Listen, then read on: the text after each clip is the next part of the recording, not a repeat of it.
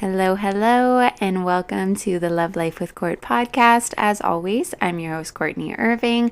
And if this is your first time tuning in, welcome to the family. If not, welcome back. Today, we are going to be focusing on the concept of karma, and I'm also going to be talking about some practices that you can implement into your day-to-day to break free from the cycle of karma and achieve alignment. When it comes to karma, if it's your first time tuning in, I talk a lot about manifestation, empowerment, and just really getting our lives together and becoming a better person on the inside and out, and finding that better person from within. Now, when it comes to manifestation and when it comes to just getting our shit together, karma has a huge influence on that. And if you're unsure what karma is, it's essentially the law of cause and effect.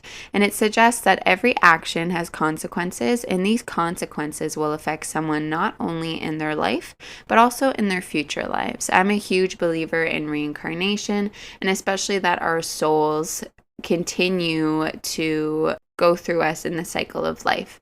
And in our past lives as well, our close relationships are believed to be souls from our past lives. So for example, your mother that you currently have in this life, they could have been your brother, or they even could have been your spouse. Some kind of close relationship that you share is typically reoccurring in your life. And if you have relationships you share with someone that has always been difficult, it's likely related to the karma from your past life, and it's important to heal that relationship and the ancestral karma that it harbors. And this is called the cycle of rebirth. For example, if you have a sibling or a parent that it's just always been difficult, you're not sure why, but it's just always been difficult to have a relationship with them, and it was just always difficult to get along with that person, it is likely because in your past lives, this cycle of karma has continued. And what's crucial is where you can stop that rebirth of karma, where the souls are carrying that karma into every life cycle that you have. First of all, so when it comes to karma, intention is crucial. Karma is not solely about the external actions, but it's also about the intention behind those actions. So, for example, it is awesome if you want to do something for someone. Let's say there is someone on the street asking for food or asking for change. Now, if you're doing that for yourself to feel better, that is not harboring good karma. If you are doing it simply to pass on that love to someone else and help someone else out without any kind of self-fulfillment, that is when you begin to build good karma. And that's where your intentions align with what you are actually doing. And the motive and attitude with which actions are performed play a crucial role in determining their karmic consequences. Everything is karma. Everything that happens to us, good or bad, and everything we do to others has a karmic cycle. And it's crucial that we are aware of what we are doing every day, whether it's good or bad, because either way, it's going to come back to us. In some form, it's going to come back. And that's just as easy to say for someone else. If someone else treats you poorly, it's going to come back to them. You don't need to stoop to their level, because the karmic cycle is ever flowing. And if you allow the universe to take control of that karmic cycle, you will find so much more peace in your day-to-day life. Building on intentions, compassion and mindfulness is also crucial. Practicing compassion and mindfulness are considered important in managing and mitigating negative karma. So by cultivating positive qualities and awareness, we can make more conscious choices and break the cycle of negative actions. So how do we break free from the cycle of karma and achieve enlightenment? I'm going to give you an example. So for the past few years, I've really been into learning from different gurus and watching YouTube videos. One of my favorites is Sad Guru, but most recently I've fallen upon a guru named BK Shivani. She emphasizes the significance of karma and how every minute that we are awake and alive and doing tasks, thinking, our karmic cycle is constantly flowing. She gives an example of a white robe, and it really altered my perspective on how to react to certain situations and just letting go of control when it comes to the words of others, the opinions of others. So, first thing she talks about is disconnecting from the words of others, which I know is so much easier said than done. So, for example, what she talks about is if someone says something rude to you or tries to bring you down, we give power to those words. The words that someone else says to you, it's your choice if you want to give power to those words or simply let them go. If someone says something rude to you and you say something rude back, that karma is going to come back to you just as well as it's going to come back to them. Imagining if someone said something rude to you and it was in a different language. Those words would have no meaning to you because you would not understand them. But because we're able to understand the meaning behind those words and the intention behind those words, that's when we give them power. But if you try to approach those negative interactions with people in a way that you're not giving them any power and you're not putting any intentions or interpretation behind the words of others or the actions of others, our karmic cycle, it becomes so much more positive, and we're really breaking that cycle of responding to others and stooping to the level of others. A great example that she gives that just completely altered how I look at certain situations is imagine when it comes to karma that everybody has a white robe, okay? If you had a black robe, you wouldn't be worried about where you're sitting, what you're drinking, because it's not as likely to get dirty. But if you're wearing a white robe, you're going to make sure you're looking before you sit down, looking at the seat. You're going to be making sure that you're keeping your hands clean. Now, I hope you know where I'm going with this. And when we think about this metaphor of a robe and being careful where we're sitting and what we're doing, that aligns with the people we're surrounding ourselves with and what we are saying, speaking, and listening to at the same time. Now, with that robe, imagine if the words of others was like a big paintball. When someone says something rude to you, and everybody has their white robe on, when someone says something that's rude to you, they are taking a paintball and they're getting their robe so dirty, they're dipping their hands, the robe's getting into the paint, and they're taking that paintball and they're throwing it at you. And you have two choices.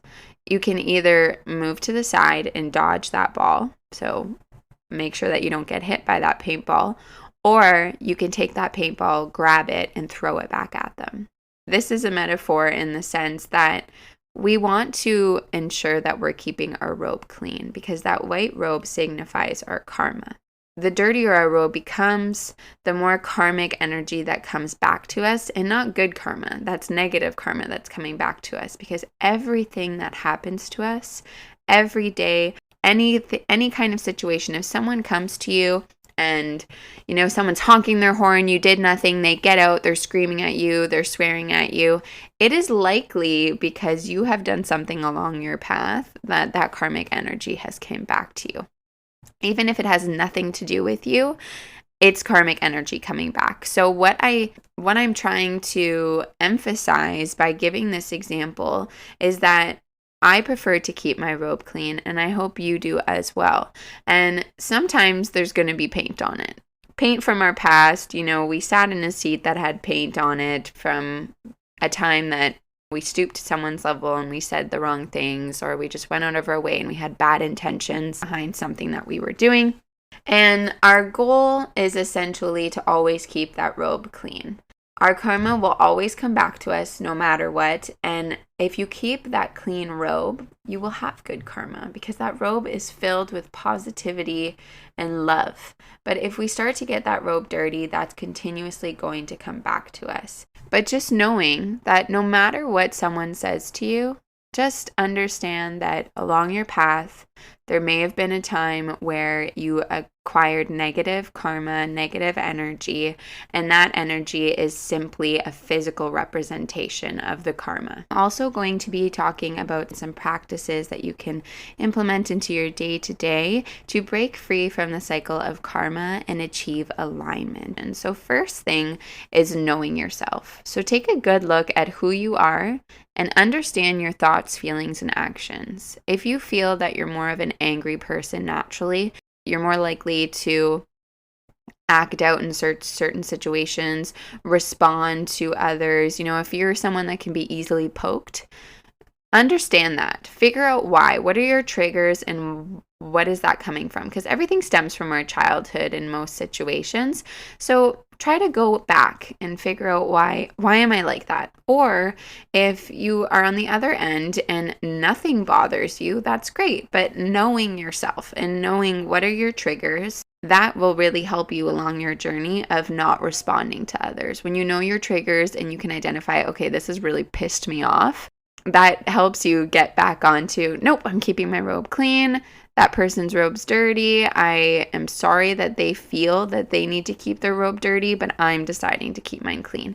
And when you have compassion for those people and knowing that their karmic energy is becoming so negative, that it honestly makes me sad to see those people that are just very angry, because it shows me that throughout their lifetime, they are just continuing to harbor more and more negative karma. Another practice or tidbit is to do the right thing, and that's easier said than done. So live by a set of morals and ethics, and essentially just try to be a good person. Do good things without having any self-fulfillment or selfish intentions. Try to do more good to others by simply just doing good. Nobody needs to see you doing it. Next thing is helping others with no strings attached. And that's what I was just talking about. So do things for others without expecting anything in return. Next thing is staying present. So always try to be in the moment and don't get too caught up in the past or worry too much about the future. It's easy to think about how often people have done us wrong, but when you're more in the present, you'll see more opportunities to practice that compassion, practice good intentions, and just essentially be more mindful of your surroundings and how you can find opportunities to increase your karmic energy. Next thing is don't get too attached. Enjoy what you have, but don't cling too tightly. Stuff comes and goes, and that's also people. If something comes in your life or someone comes in your life and they go, understand that that is what's meant for you. That is what's in your past.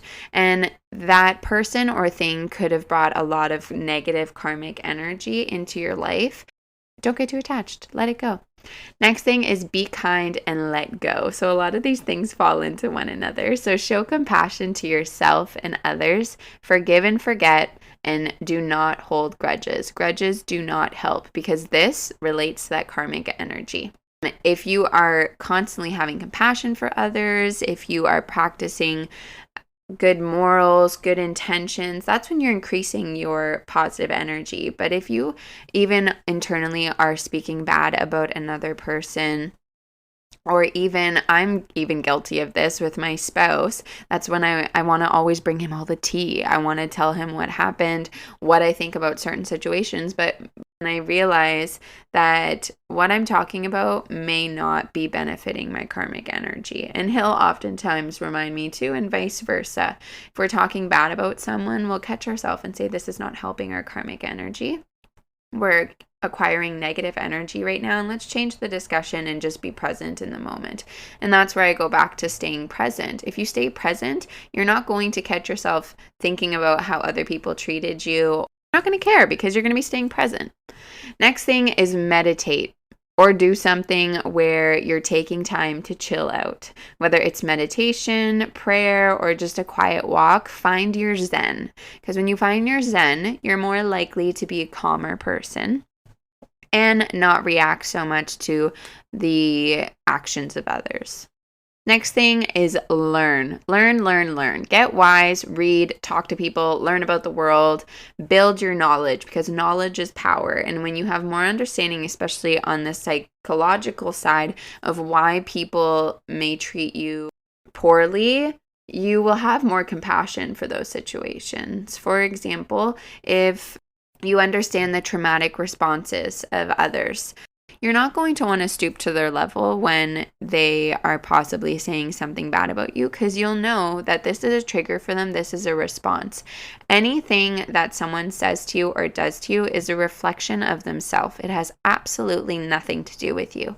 And if you can understand that and let go of the words of others, because like I said, if it was in a different language, you would have no idea what they're talking about and it would have no power or meaning. Next thing is go with the flow. Understand that everything is connected. Be cool with nature and just go with the flow of life. 2 more. So next one is live free. Break free from the things that hold you back and be liberated from the drama. Let go of the drama. Let go of what she said, what he did, what a family member did to another family member, what your best friend and her boyfriend are going through. Any of it, let it go. Just live free. Find zen, find harmony, and let it go. And the last one is always work towards being a better you. That better you is within. You don't become a better person, you find that better person, because it is within. So work on yourself, drop bad habits, pick up good ones, and transform into the best version of you. Okay? Because it's in there. You just have to knock a few of those walls down to really get in there. So that's a wrap on today's show. I hope you guys enjoyed the choice of topic today. And don't forget to always keep your robe clean. And that's today's wrap for Karmic Energy. We'll see you guys next week.